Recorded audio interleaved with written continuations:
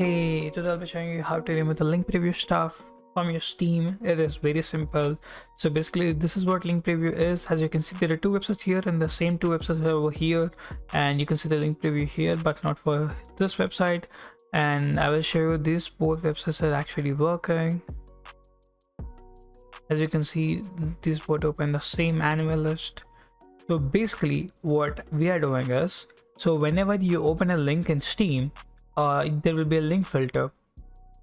So what we do is when we enter the URL in the custom info box, what we do is we add the link filter URL right over here. I don't know how it actually works, but then yeah, adding it over here will remove the link preview, and you can copy this. It will be in the description, and yeah, that's it. This will make your profile look so much better. And thanks for watching. Yeah.